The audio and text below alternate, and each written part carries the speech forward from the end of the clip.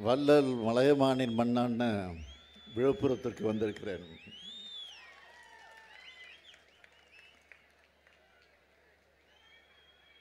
India கூட்டணியினுடைய பிரதமர் டெல்லி செங்கோட்டையில் குடியேற்ற டேவிட் கோட்டையருக்கும் கடலூரில் ஆதரவு கேட்க வந்திருக்கிறேன். விழுப்புரம் திருச்செந்தூர்த்த நியோ டைடல் பார்க், கடலூர் முத்துநகரில் 100 கோடி ரூபாய் மதிப்பில் மீன்பிடி துறைமுகம், புனரமைப்பு என பல்வேறு திட்டங்களை 2 மாவட்டங்களுக்கும் கடந்த 3 வருஷமாக செஞ்சவர அதை தொடர்ந்து செய்ய போகும் பெருமையோட உங்ககிட்ட வாக்கு கேட்க வந்திருக்கிறேன். விழுப்புரம் கடலூர் நாடாளுமன்ற தொகுதியினுடைய தேர்தல் பரப்புரை கூட்டத்தில் பங்கேற்றிருக்கும் அமைச்சர் பெருமக்கள், கழகத்தின் துணை பொதுச் செயலாளர் மாண்புமிகு பொன்முடி அவர்களே,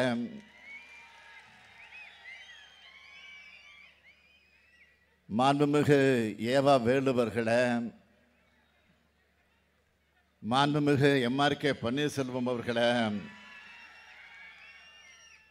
மாண்புமிகு செஞ்சி மஸ்தான் அவர்களே, மாண்புமிகு கணேசன் அவர்களே,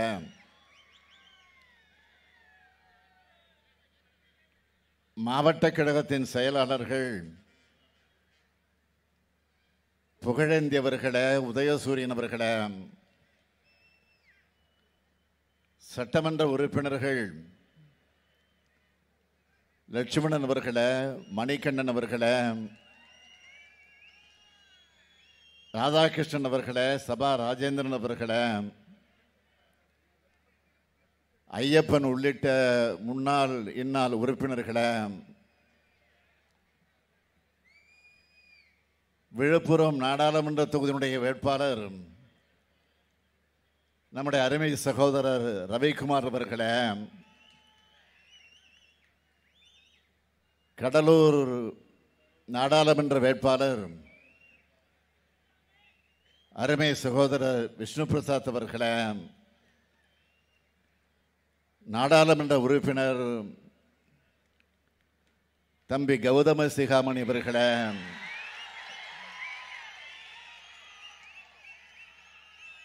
மாநிலங்களவை உறுப்பினர் தொழிலாளர் முன்னேற்ற சங்க பேரவையினுடைய தலைவர் சண்முகம் அவர்களே, தமிழக வாழ்வுரிமை கட்சியினுடைய தலைவர் சட்டமன்ற உறுப்பினர் என்னுடைய இனிய சகோதரர் வேல்முருகன் அவர்களே, மூவேந்தர் முன்னேற்ற கழகத்தினுடைய தலைவர் அன்பிற்கினிய ஸ்ரீதர் வாண்டியார் அவர்களே, ஒருங்கிணைந்த விழுப்புரம் கடலூர் கள்ளக்குறிச்சி மாவட்ட கழகத்தினுடைய நிர்வாகிகளே, உள்ளாட்சி அமைப்பினுடைய பிரதிநிதிகளே, இந்தியா கூட்டணி கட்சிகளின் நிர்வாகிகளே, தோழர்களே, தொண்டர்களே, செயல் வீரர்களே, பத்திரிகை மற்றும் ஊடகத்துறையை சார்ந்த நண்பர்களே, என் உயிரோடு கலந்திருக்கும் தலைவர் கலைஞர்களின் உயிரினும் உயிரான அன்பு உடன்பிறப்புகளே, அனைவருக்கும் என்னுடைய மாலை வணக்கம். மக்கள் கடல் சூழ்ந்த மாபெரும் மாநாடு போல் கூடியிருக்கிற இந்த கூட்டத்தை மிக சிறப்போடு ஏற்பாடு செஞ்சிருக்கிற உயர்கல்வித்துறை அமைச்சர், ஆளுநருக்கு மாநில உரிமைகள் பற்றி பாடம் எடுக்கும் பேராசிரியர் முனைவர் பொன்முடி அவர்களுக்கும், ஏவா வேலு அவர்களுக்கும், எம்ஆர்கே பன்னீர்செல்வம் அவர்களுக்கும் மஸ்தான், கணேசன் உள்ளிட்ட மாவட்ட கழகத்துடைய செயலாளர்கள், நிர்வாகிகளுக்கும் என்னுடைய மனமார்ந்த வாழ்த்துக்கள், பாராட்டுக்கள். நமது பாசத்திற்குரிய சகோதரர், எழுச்சி தமிழர் தொல் திருமாவளவன் அவர்களுடைய ஆதரவு பெற்ற வேட்பாளர் முனைவர் ரவிக்குமார் அவர்கள் விழுப்புரம் நாடாளுமன்ற தொகுதியில் போட்டியிடுகிறார். அவரை பற்றி சொல்லணும்னா, எழுத்தாளர், பத்திரிகையாளர், அரசியல் விமர்சகர்,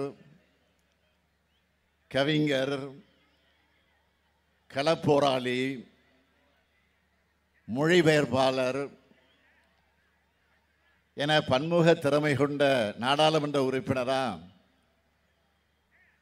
மிக சிறப்பாக செயல்படுகிறவர். அவருக்கு நீங்கள் பானை சின்னத்தில் வாக்களிக்கணும் என்று உங்களை அன்போடு கேட்டுக்கிறேன். கடலூர் நாடாளுமன்ற தொகுதியில் காங்கிரஸ் கட்சியின் சார்பில் போட்டியிடக்கூடிய அருமை சகோதரர் விஷ்ணு பிரசாத் அவர்கள் போட்டியிடுகிறார். இவர் சட்டமன்ற உறுப்பினரா, நாடாளுமன்ற உறுப்பினரா சிறப்பாக பணியாற்றியதோடு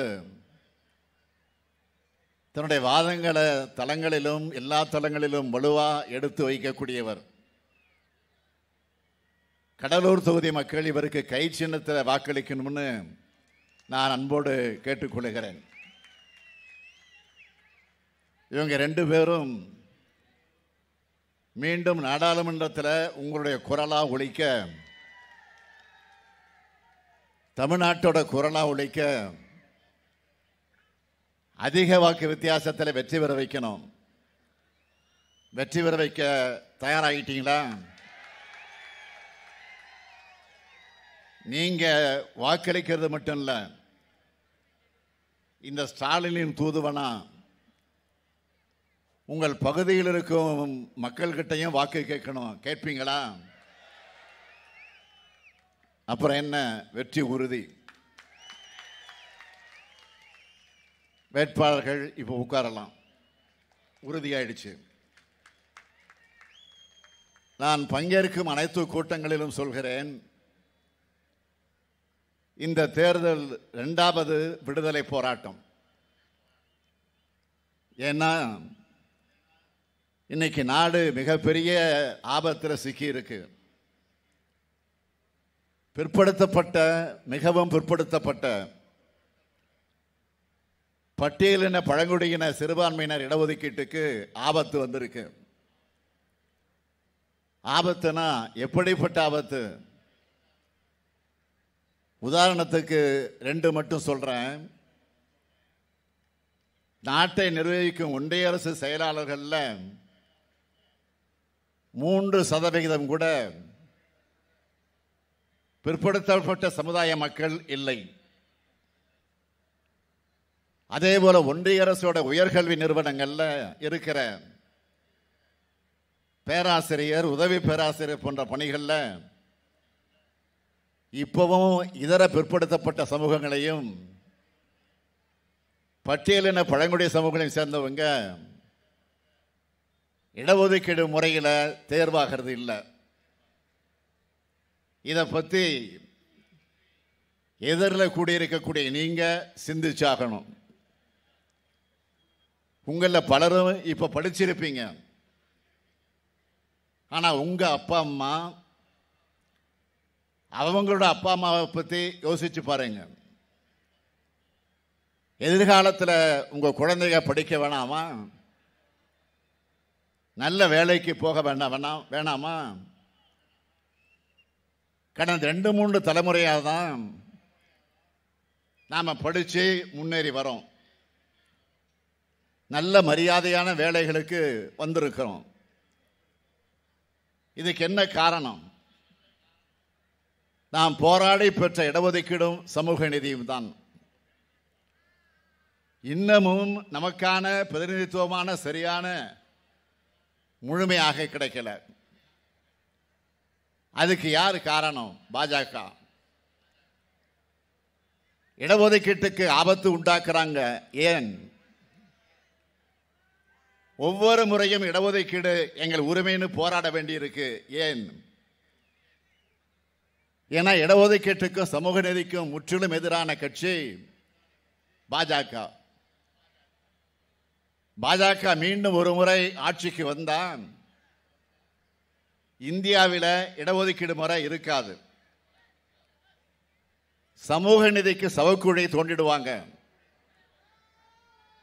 நம்மோட மக்களை 100 ஆண்டுகள் பின்னோக்கி இழுத்துட்டு போயிடுவாங்க. இதுக்காக தான் நாம பாஜகவை எதிர்க்கிறோம்.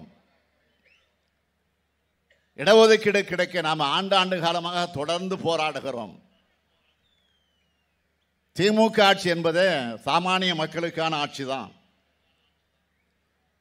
பேரறிஞர் அண்ணா, தலைவர் கலைஞர் அவர்கள் திராவிட மாடல் என்ற பெயரில் இந்த முத்துவேல், கருணாநிதி, ஸ்டாலினான நானும் சாமானியர்களுக்கான ஆட்சியைத்தான் நடத்திக்கிட்டு இருக்கேன். முத்தமிழறிஞர் கலைஞர் தன்னுடைய வாழ்க்கையே சமூக நீதிக்காக அர்ப்பணித்தவர்.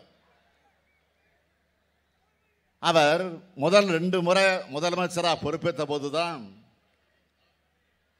முதலாம் பிற்படுத்தப்பட்ட ஒரு நலத்துறை,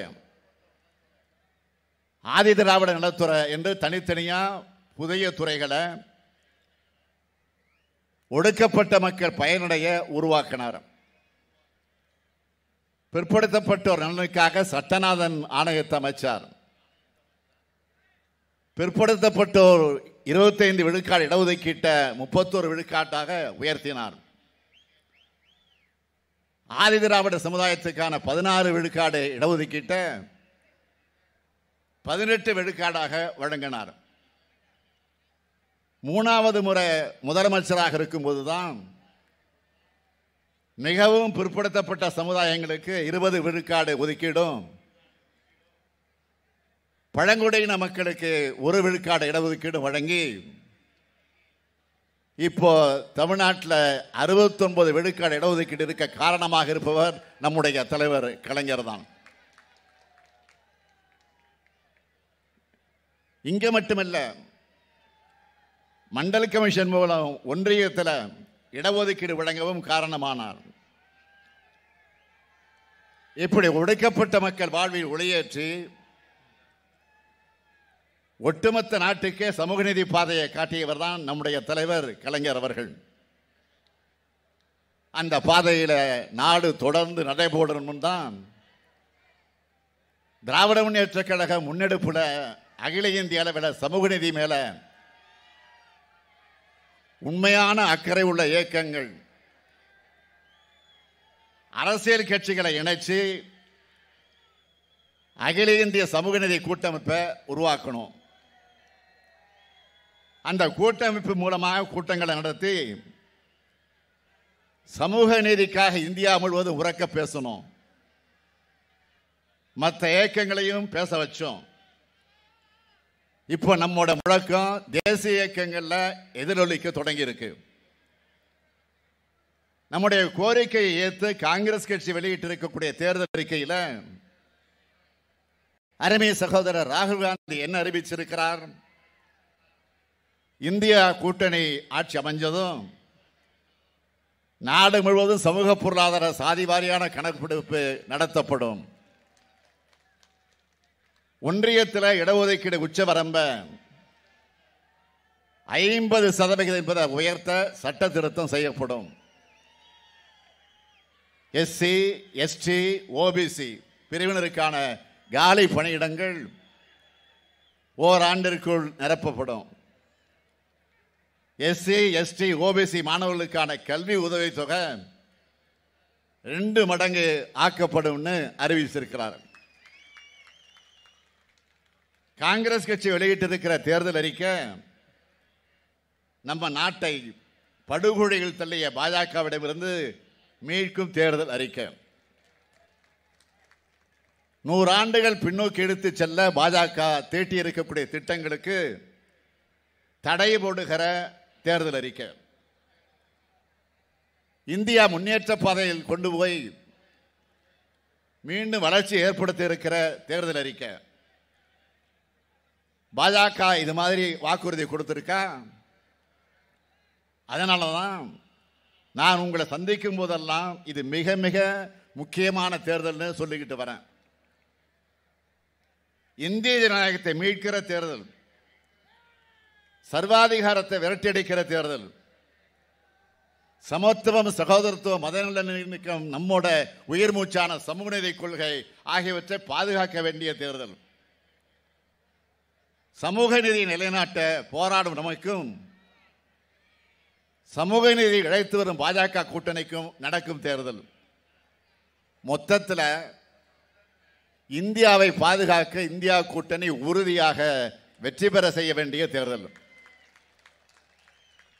நம்ம நாட்டை மத, இன, சாதி, மொழி அடிப்படையில் பிளவுபடுத்தி இடஒதுக்கீட்டை ரத்து பண்ண 10 ஆண்டு கால ஆட்சியில் எல்லாத்தையும் செஞ்சது மோடி அரசு.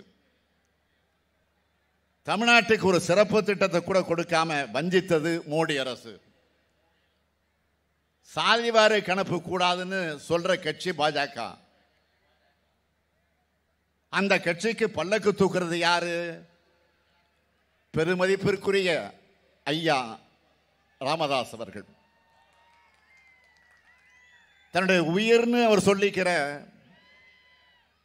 சமூக நீதி கொள்கைக்கு பரம எதிரியான பாஜகவோட கூட்டணி வச்சு அவர்கள் வேட்பாளர்களையும் பிரதமர் மோடியையும் அமித்ஷாவையும் போற்றி புகழ்கிறார. சில நாட்களுக்கு முன்பு வரை என்ன சொன்னார்? மோடி ஆட்சிக்கு எவ்வளவு மதிப்பெண் கொடுப்பீங்கன்னு ஒரு பேட்டியில ஒரு நிருபர் கேட்கிறார். ஐயா ராமதாஸ் கிட்ட அந்த கேள்வியை கேட்டப்போ, சைபருக்கும் கீழே ஒன்று இல்லை, இருந்தா அதான் கொடுப்பேன்னு சொல்லி பாஜகவை கடுமையாக விமர்சித்தார். இப்போ அவங்களோட கூட்டணி வச்சிருக்கிறார். இந்த சந்தர்ப்பவாத கூட்டணி ரகசியம் அவருக்கு மட்டும்தான் தெரியும்னு நினைக்கிறாரு. யாமரியின் பராபரப்பனை. ஆனா அவரை விட உங்களுக்கு நல்லா தெரியும். அதனால அதை பத்தி நான் விளக்கமாக பேச விரும்பல. திராவிட முன்னேற்ற கழகத்திற்கு சமூக நீதி என்பது உயிர் மூச்சான கொள்கை. அதனால தான் ஒரு கொள்கை கூட்டணி அமைச்சு அதோட வெற்றிக்காக மேடையில் இருக்க வேட்பாளருக்கு வாக்கு கேட்க வந்திருக்கிறேன். அமைய உள்ள இந்தியா கூட்டணி, அந்த கூட்டணியுடைய அரசு நிச்சயம் சமூக நீதி அரசா இருக்கும். அந்த அரசில் நாங்கள் நிறைவேற்ற போற சாதனைகளை தேர்தல் அறிக்கையா கொடுத்திருக்கிறோம். அதுல சில முக்கியமான வாக்குறுதிகளை பட்டியலிட விரும்புகிறேன். 10 ஆண்டு கால சாமானிய மக்கள் எவ்வளவு கஷ்டப்படுவாங்கன்னு கொஞ்சமும் நினைச்சு பார்க்காம, மக்கள் விரோத அரசால் தொடர்ந்து உயர்த்தப்பட்ட பெட்ரோல், டீசல், கேஸ் விலை குறைக்கப்படும். சிறுபான்மை மக்களுக்கான எதிரான சட்டங்கள் ரத்து செய்யப்படும். தொழிலாளர் விரோத சட்டங்கள் மறுசீரமைப்பு செய்யப்படும். ஜிஎஸ்டி சட்டத்தில் சீர்திருத்தம் செய்யப்படும். விவசாயிகள் கூட்டுறவு அமைப்புகளையும் வங்கிகளையும் வாங்கி இருக்கக்கூடிய கடனும் வட்டியும் தள்ளுபடி செய்யப்படும். உழவர்களோட வேளாண் விளைபொருட்களுக்கு மொத்த உற்பத்தி செலவுடன் 50 விழுக்காடு என்பதை வலியுறுத்தி குறைந்தபட்ச ஆதரவு விலை நிர்ணயம் செய்யப்படும். தேசிய நெடுஞ்சாலைகள் இருக்கிற சுங்க சாவடிகள் முற்றிலுமாக அகற்றப்படும். மகாத்மா காந்தி தேசிய ஊரக வேலைவாய்ப்பு உறுதி திட்டத்தோட வேலை நாட்கள் 100 150 நாட்களாகவும் ஊதியம் 400 ரூபாயாகவும் உயர்த்தப்படும். மாணவர்களுடைய கல்வி கடன் முற்றிலுமாக தள்ளுபடி செய்யப்படும். வங்கிகளில் மினிமம் பேலன்ஸ் இல்லாதப்போ விதிக்கப்படக்கூடிய அபராதம் நீக்கப்படும். சாதிவாரி கணக்கெடுக்கும் வறுமை கோட்டு கீழே இருக்கக்கூடிய மக்கள் குறித்த கணக்கெடுப்பும் 5 ஆண்டுகளுக்கு ஒரு முறை ஒரே நேரத்தில் ஒன்றிய அரசால் எடுக்கப்படும். முந்திரி ஏற்றுமதியாளர்களுக்கு ஒன்றிய ஏற்றுமதி ஊக்கத்தொகை 5 விழுக்காடு மீண்டும் வழங்க நடவடிக்கை எடுக்கப்படும். பழைய முந்திரி மரங்கள் அகற்றி அதிக மகசூல் தரக்கூடிய புதிய வகை முந்திரி கன்றுகள் மானியத்துடன் வழங்கிட ஆவணம் செய்யப்படும். பெண்ணாட ரயில் நிலையத்தை தரம் உயர்த்தி தென்பகுதி மற்றும் சென்னைக்கு செல்லும் அனைத்து வகை ரயில்களும் நின்று செல்ல ஏற்பாடு செய்யப்படும். திண்டிவனம் முதல் நகரி வரையான புதிய ரயில் பாதை திட்டத்தில் ஆரணி நிலையத்திலிருந்து ஒன்னுபுரம் இணைப்பு பாதையையும் காஞ்சிபுரம் முதல் செய்யாறு இணைப்பு பாதையையும் சேர்க்க வழிவகை செய்யப்படும். விழுப்புரத்திலிருந்து காட்பாடி இடையே இருவழி ரயில் பாதை அமைக்கப்படும். உளுந்தூர்பேட்டை விழுப்புரம் தேசிய நெடுஞ்சாலையிலிருந்து பாதூர் கிராமத்திற்கு செல்லும் வழியில் புதிய ரயில்வே மேம்பாலம் அமைக்கப்படும். உளுந்தூர்பேட்டை தொகுதிக்குட்பட்ட நகர்பகுதி ரயில் நிலையத்தில் ஒரு விரைவு ரயிலாவது நின்று செல்ல ஆவணம் செய்யப்படும். சென்னை பாண்டிச்சேரி பேசஞ்சர் ரயில் விக்கிரவாண்டி ரயில் நிலையத்தில் நின்று செல்ல வழிவகை செய்யப்படும். தேஜஸ் விரைவு ரயில் விழுப்புரத்தில் நின்று செல்ல ஆவணம் செய்யப்படும். இப்படி அனைத்து மக்களுக்கான வாக்குறுதிகளை வழங்கி அவற்றை நிறைவேற்றுகிற அரசா இந்தியா கூட்டணி அரசு நிச்சயமாக அமையும். இந்தியாவுக்கு வழிகாட்டு நம்ம திராவிட மாடல் அரசுல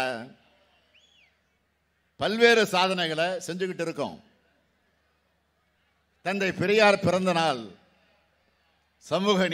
சமூக நீதி நாளாகவும், புரட்சியாளர் அம்பேத்கர் பிறந்த நாள் சமத்துவ நாளாகவும் அறிவித்தோம். ஆதிதிராவிட பழங்குடியினர் ஆணையத்தை புதுப்பிச்சு தொடர் கூட்டங்களை நடத்தி அந்த மக்களோட கோரிக்கைகளை நிறைவேற்றிட்டு இருக்கோம். சென்னையில் திராவிட போராளி அயோத்திதாச பண்டிதருக்கு சிலையுடன் மணிமண்டபம்,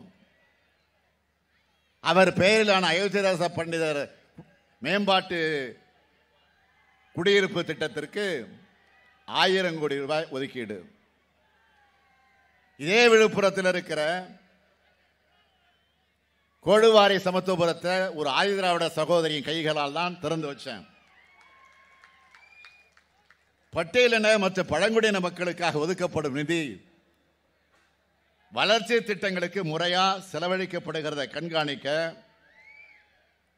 தமிழ்நாடு அரசு தமிழ்நாடு ஆதிதிராவிடர் மற்றும் பழங்குடியினருக்கான மேம்பாட்டு செயல் திட்டம் அதனுடைய சட்டத்தை கொண்டு வந்திருக்கிறோம்.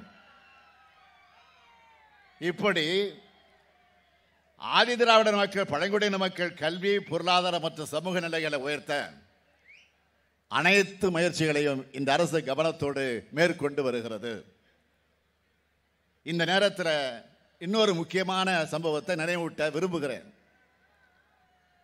வன்னியர் சமுதாய மக்கள் 1987 ஆண்டு மறந்திருக்க மாட்டாங்க. தனி இடஒதுக்கீடு கேட்டு கடுமையான போராட்டம் நடந்த ஆண்டு அது. ஆனா அதிமுக ஆட்சியில தனி ஒதுக்கீடு கொடுக்கல. நம்முடைய முத்தமிழறிஞர் தலைவர் கலைஞர் முதலமைச்சரானதும் வன்னியர் சமூகம் உள்ளிட்ட மிகவும் பிற்படுத்தப்பட்ட சமூகங்களுக்கு 20 விழுக்காடு இடஒதுக்கீட்டை வழங்கினார். இந்த 30 ஆண்டு காலத்தில் மிகவும் பிற்படுத்தப்பட்ட சமுதாயங்களை சார்ந்த குடும்பங்களோட வாழ்க்கையில ஒளி ஏத்தின இடஒதுக்கீடு தான் அது. வன்னியர் சங்கத்தின் மேல போடப்பட்டிருந்த வழக்குகளை திரும்ப பெற்றார் தலைவர் கலைஞர். 1987 போராட்டத்தில் உயிரிழந்த 21 குடும்பங்களுக்கு 3 லட்சம் ரூபாய் கருணைத்தொகை கொடுத்தார். இன்னைக்கும் அந்த குடும்பங்கள் மாதம் 3000 ரூபாய் பென்ஷன் வாங்கிட்டு இருக்கிறாங்க. சமூக நிதி தியாகிகள் அவங்களை போற்றி மணிமண்டபம் கட்டப்படும்னு விக்கிரவாண்டி இடைத்தேர்தலில் நான் வாக்குறுதி கொடுத்தேன். இன்னைக்கு விழுப்புரத்தில் அந்த மணிமண்டபம் கட்டப்பட்டு கொண்டிருக்கு. அது மட்டுமல்ல, திராவிட முன்னேற்ற கழகத்தினுடைய முன்னோடிகள் ஒருவராக இருந்த ஏஜின்னு அன்போடு அழைக்கப்பட்ட கோவிந்தசாமி அவர்களுக்கு மணிமண்டபம் கட்டப்படும் அறிவிச்சு இப்போ மணிமண்டபம் அமைக்கக்கூடிய பணி நடந்துகிட்டு இருக்கு. இப்படி சமூக நீதியை நோக்கி, சமத்துவத்தை நோக்கி நம்ம அரசு செயல்படுது. அது மட்டுமல்ல, பார்த்து பார்த்து திட்டங்களை நிறைவேற்றுகிற நல்லாட்சியை வழங்கி வரோம். பல்வேறு மாநிலங்களில் இருந்து குழுக்கள் வந்து பார்த்து நம்முடைய திட்டங்களை அவங்க மாநிலங்களுக்கு கொண்டு போய் செயல்படுத்துறாங்க. இந்தியாவோட மற்ற மாநிலங்களில் மட்டும் இல்லை, நம்மோட திட்டம் ஒன்று கன்னடா நாடு வரை போயிருக்கு. இப்போ என்ன திட்டம் அது? செய்திகளை பார்த்தீங்களா? முதலமைச்சரின் காலை உணவு திட்டம் தான் இப்போது கன்னடா நாட்டிலையும் எதிரொலிச்சிருக்கு. பெருந்தலைவர் காமராஜர் அவர்கள் மதிய உணவு திட்டத்தை தொடங்குறதுக்கு காரணம், மதிய சாப்பாடு கொடுத்தாலாவது பள்ளிகளுக்கு பிள்ளைகள் படிக்க வருவாங்கன்னு நிறைவேற்றினார்.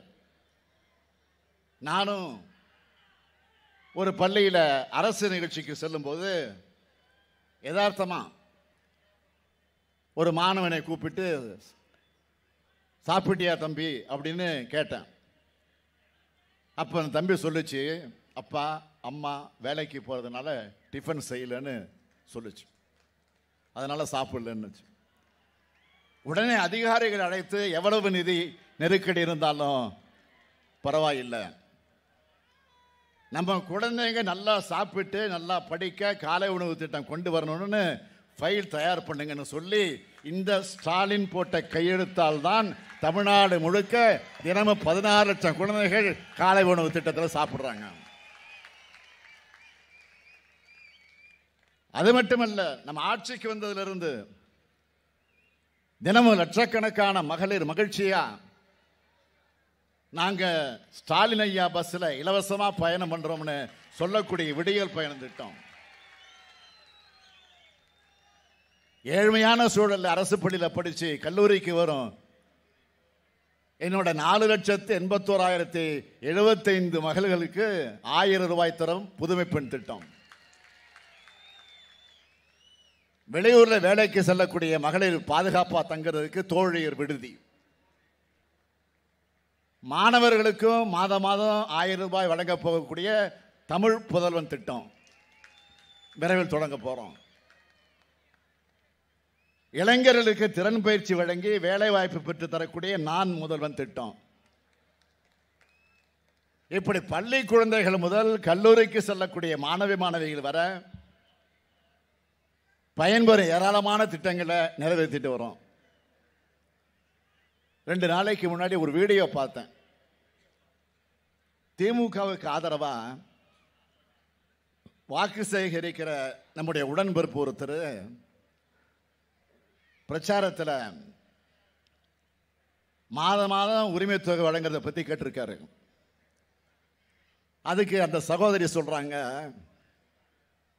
உரிமை தொகையா வர்ற 1000 ரூபாய் என் மகளோட எதிர்காலத்துக்காக செல்வ மகள் திட்டத்தில் சேமிக்கிறேன்னு சொன்னார்.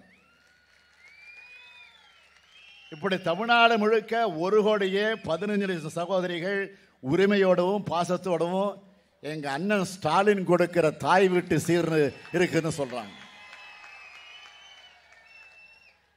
மகளிர் அனைவரும் இந்த உரிமை தொகையை தங்களுடைய பசங்களுக்கான சேமிப்பாகவும் தங்க குடும்பத்துக்கு தேவையான கல்வி மருத்துவ செலவுக்கான ஆதாரமாகவும் பார்க்குறாங்க.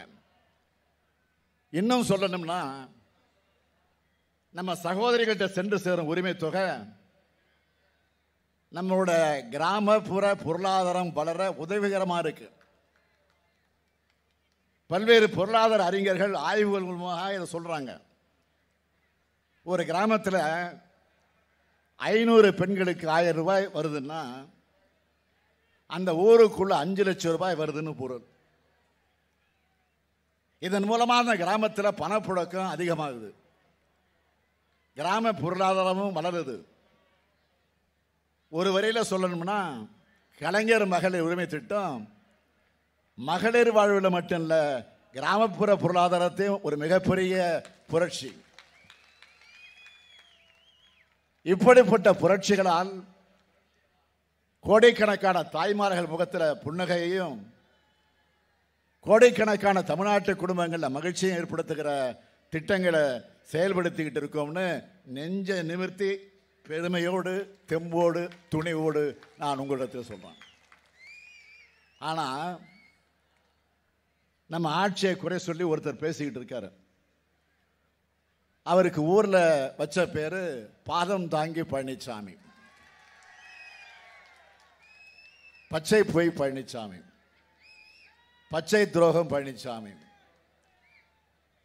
தன்னுடைய எஜமானருக்கு போட்டியா பழனிசாமியும் உருட்டுறாரு. பழனிசாமி என்ன சொல்றாரு தெரியுமா? அவர் சொல்லித்தான் நம்ம 1000 ரூபாய் உரிமை தொகை கொடுக்கிறோமா. இவர் கஜானாவே தூர்வாரண லட்சணத்தை சீர்படுத்தி உரிமை திட்டத்தை நாம் வெற்றிகரமாக செயல்படுத்திக்கிட்டு இருக்கோம். உரிமை தொகையை நாம் அறிவிச்சதும் என்னவெல்லாம் பேசினார் இந்த பழனிசாமி. திமுக கொடுக்க மாட்டாங்க, ஏமாத்திடுவாங்க அப்படின்னு பிரச்சாரம் பண்ணாரு. இப்போ வெக்கமே இல்லாம போய் பேசுறாரு.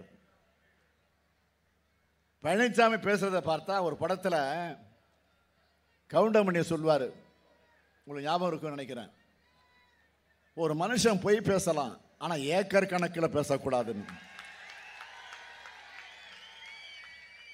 அந்த காமெடி தான் என் ஞாபகத்துக்கு வருது. பொய்யினுடைய முழு உருவமாக இருக்கிற பழனிசாமி அவர்களை எத்தனை ஆண்டுகள் ஆனாலும் தமிழ்நாட்டு மகளிர் 1000 ரூபாய் உரிமை தொகையை ஸ்டாலின் தான் கொடுத்தாருன்னு சொல்லுவாங்க. பாஜகவோட கள்ள கூட்டணி வச்சுக்கிட்டு உத்தமபுத்திரன் மாதிரி ஊர்வலம் போய் வாய்க்கு வந்தபடி புலம்புகிற பழனிசாமியுடைய லட்சணம் என்ன? மோடி இந்தியாவை சீரழிச்சார்னா தமிழ்நாட்டை சீரழிச்ச பாவத்தை செஞ்சவர் பழனிசாமி. பழனிசாமி ஆட்சி தான் தமிழ்நாட்டோட இருண்ட காலம். தூத்துக்குடி துப்பாக்கி சூட்ட 13 பேர் உயிரிழந்த பாவத்தை செஞ்சவர் பழனிசாமி. கொடநாடு கொலை கொள்ள தற்கொலை நடந்த ஆட்சியை நடத்தினவர். பொள்ளாச்சி பாலியல் வன்கொடுமையை வேடிக்கை பார்த்து குற்றவாளிகளை பாதுகாத்தவர். இளைஞர்களை சீரழிக்கிற போதைப் பொருட்கள் தமிழ்நாட்டுக்குள்ள பழனிசாமி ஆட்சி தான் அனுமதிச்சது. அமைச்சர் மற்றும் டிஜிபி மீது சிபிஐ வழக்கு போட்டதும் பழனிசாமி ஆட்சியில் தான். பெண் எஸ்பிக்கு பாலியல் வன்முறை நடந்தப்போ அதை வேடிக்கை பார்த்தவர் பழனிசாமி தான். சட்டம் ஒழுங்கு என்பதே இல்லாம ஒட்டுமொத்த நிர்வாக எந்திரமும் முடங்கின ஆட்சியை நடத்தினவர். தான் பதவி சுகம் அனுபவிக்க தமிழ்நாட்டோட உரிமைகளை அடகு வச்சு அடிமை சேவகம் பண்ணவர் பழனிசாமி. 4 ஆண்டுகளாக ஒண்ணுமே செய்யாம அனைத்து துறைகளையுமே தமிழ்நாட்டை அதால பாதாளத்திற்கு தள்ளினவர் பழனிசாமி. நான் ஆட்சி பொறுப்புக்கு வந்த உடனே ஒவ்வொரு துறையா ஆய்வு செஞ்சேன்.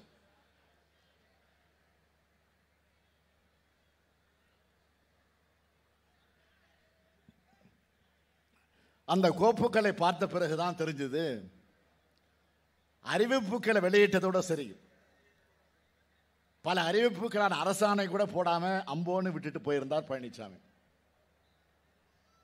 ஒரு அரசு நிர்வாகம் எப்படி இருக்கக்கூடாது, எப்படி அலங்கோலமாக செயல்படக்கூடாது என்பதற்கு எடுத்துக்காட்டு தான் பாதம் தாங்கி பழனிசாமியுடைய 4 ஆண்டு கால ஆட்சி.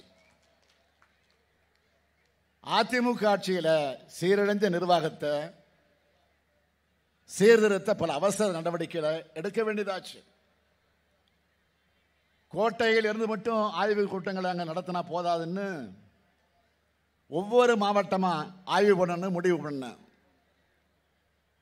அதன்படி மாவட்டந்தோறும் ஆய்வுகள் நடந்தன. இது ஒரு பக்கம்னா அரசு கஜானாவை தூர்வாரிட்டாரு. நிதி நிலைமையை சரி பண்ணவே ஒரு கமிட்டி போட்டேன். அதுவும் சாதாரண கமிட்டி இல்லை, இந்திய ரிசர்வ் வங்கியினுடைய முன்னாள் ஆளுநர் ரகுராம் ராஜன் தலைமையில் பொருளாதார அறிஞர்களுடைய குழு அமைச்சேன். இப்படியெல்லாம் அடுத்தடுத்து பல தொடர் நடவடிக்கைகள் எடுத்து ஆய்வுகளை செஞ்சு பழனிசாமியோட நிர்வாக சீர்கேட்டை கலைந்து இன்று மற்ற மாநிலங்கள் மட்டுமல்ல உலக நாடுகள் பலவும் கவனிக்கும் சாதனைகளை செஞ்சுக்கிட்டு இருக்கிறோம். பழனிசாமி தமிழ்நாட்டை மட்டும் அடகு வைக்கல, அதிமுகவையும் சேர்த்து தான் அடகு வச்சுட்டார். அதனால தான் தமிழ்நாட்டு மக்கள் மட்டும் இல்லை, உண்மையான அதிமுக தொண்டர்களும் பழனிசாமியை நம்ப தயாராக இல்லை. இதுவரை நடந்த தேர்தலெல்லாம் தோற்ற பழனிசாமி இந்த தேர்தலிலும் தோற்கத்தான் போறாரு. இப்போ கூட பாஜகவோட கள்ள கூட்டணி வச்சுக்கிட்டு கூட்டணி இல்லைன்னு விழுந்து புரண்டு நடிக்கிறார். பாதம் தாங்கி பழனிசாமி அவர்களே, உங்கள் நடிப்பு மக்கள் கிட்ட ஒருபோதும் எடுபடாது. நேற்று செய்திகளில் பிரதமர் வருகை பற்றி பார்த்திருப்பீங்க. தமிழ்நாட்டை வெள்ளம் புயல் தாக்கினப்போ எட்டி கூட பார்க்காத மோடி அவர்கள் தமிழ்நாட்டுக்கான நிவாரணத்தை கொடுக்க மனவராத மோடி அவர்கள் தேர்தல் வருதுன்னு ஏற்கனவே 4 முறை வந்தார். இப்போ இன்னும் 4 முறை வரப்போறாராம். தமிழ்நாட்டு மக்களுக்கு தமிழில் வணக்கம் சொன்னா போதும், வேட்டை கட்டினா போதும், இட்லி பிடிக்கும் பொங்கல் பிடிக்கும்னு சொன்னா போதும்னு நினைச்சுக்கிட்டு வராரு பிரதமர் மோடி அவர்கள். மக்களுக்கு தேவையான நேரத்தில் உதவி செய்பவர்கள் தான் மக்கள் நினைச்சு பார்ப்பாங்க. மக்களை மதிக்கலைன்னா அவங்களும் மதிக்க மாட்டாங்க. மாண்புமிகு பிரதமர் மோடி அவர்களே, மீண்டும் மீண்டும் எத்தனை தடவை படையெடுத்து வந்தாலும் தமிழ்நாட்டை பாஜக கைப்பற்றவே முடியாது. இது பெரியார் மண், பேரறிஞர் அண்ணாவின் மண், தலைவர் கலைஞருடைய மண். திமுக இருக்கும் வரை உங்கள் எண்ணம் பலிக்கவே பலிக்காது. மக்களுக்கு நன்கு தெரியும், தமிழ்நாட்டோட பொற்காலம் என்பது திமுக ஆட்சி தான். தமிழ்நாட்டுடைய உட்கட்டமைப்பு வசதிகள் பெருகினது திமுக ஆட்சியில தான். தமிழ்நாட்டுடைய கல்வியறிவு உயர்வுக்கு வித்திட்டது திமுக ஆட்சி தான். தமிழ்நாட்டுக்கு எண்ணற்ற முத்திரை திட்டங்கள் நிறைவேற்றினது திமுக ஆட்சியில தான். இளைஞர்களுக்கு வேலை வாய்ப்புகளை உருவாக்கி கொடுத்தது திமுக ஆட்சியில தான். மாவட்டந்தோறும் தொழிற்சாலைகளை கொண்டு வளர்ச்சிக்கு வழிவகுப்பது திமுக ஆட்சி தான். இந்த திராவிட மாடல் ஆட்சி டெல்லியிலும் இந்தியா கூட்டணி மூலமாக எதிரொலிக்கணும். ஏன்னா பாஜக வீட்டுக்கும் கேடு, நாட்டுக்கும் கேடு.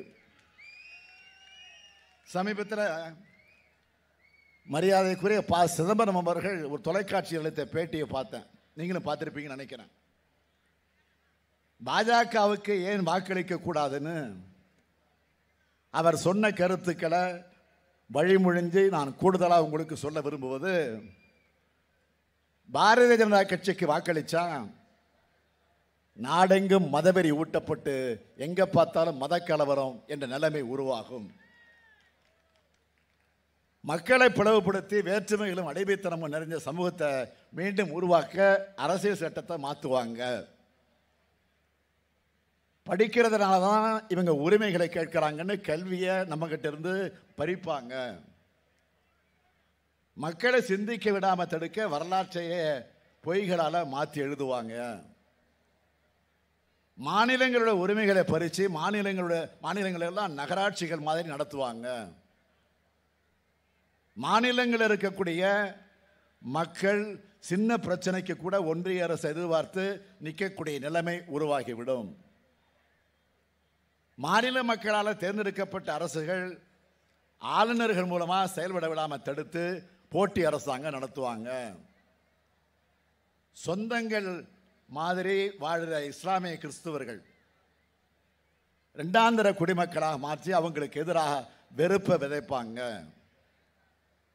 ஒரே நாடு, ஒரே கலாச்சாரம், ஒரே மொழி, ஒரே மதம், ஒரே தேர்தல், ஒரே ரேஷன் கார்டு, ஒரே உணவு, ஒரே அரசு, ஒரே கட்சி, ஒரே தலைவர்னு ஒரேன்னு ஒரேடியாக நாட்டை நாசமாக்கிடுவாங்க. பாஜகவோட திட்டங்கள் மிக மிக மோசமானது. இந்த விடுதலை போரில் இந்திய மக்கள் வெற்றி பெறணும்னா எதிரிகளை அடையாளம் காணுகிறது மட்டுமல்ல, துரோகிகளையும் சேர்த்து அடையாளம் காண வேண்டும். எதிரிகளையும் துரோகிகளையும் விரட்டி அடிக்கணும். பாஜகவுக்கு சமூக நீதி மண்ணான தமிழ்நாட்டில் தக்க பாடம் புகட்டணும். எனவே தமிழ்நாட்டை வஞ்சித்த பாஜக, அதுக்கு துணை போகும் பாமக, தமிழ்நாட்டை பாழ்படுத்தின அதிமுக ஆகிய துரோக கட்சிகளை ஒரு சேர வீழ்த்துங்கள். விழுப்புரம் தொகுதியில் விடுதலை சிறுத்தை கட்சி சார்பில் போட்டியிடுகிற முனைவர் ரவிக்குமார் அவர்களுக்கு பாலை சின்னத்திலையும், கடலூர் தொகுதியில் காங்கிரஸ் கட்சி சார்பில் போட்டியிடுகிற விஷ்ணு பிரசாத் அவர்களுக்கு கை சின்னத்திலையும் நீங்க வாக்களிக்கணும்னு கேட்டுக்கிறேன். உங்கள் வாக்கு இந்தியாவை காப்பாற்றும் வாக்காக அமையட்டும். தமிழ்நாட்டை காக்கும் வாக்காக அமையட்டும். ஜனநாயகத்தை காக்கும் வாக்காக அமையட்டும். பாசிசத்தை வீழ்த்தக்கூடிய வாக்காக அமையட்டும். இந்தியாவை காக்க உங்களை அழைக்கிறேன். உங்கள் ஸ்டாலின் அழைக்கிறேன். 40 நமதே, நாடும் நமதே. 40 நமதே, நாடும் நமதே. எங்க சொல்லுங்க. 40 நாடும் கேட்கல. 40 நாடும் 40 நாடும். நன்றி, வணக்கம்.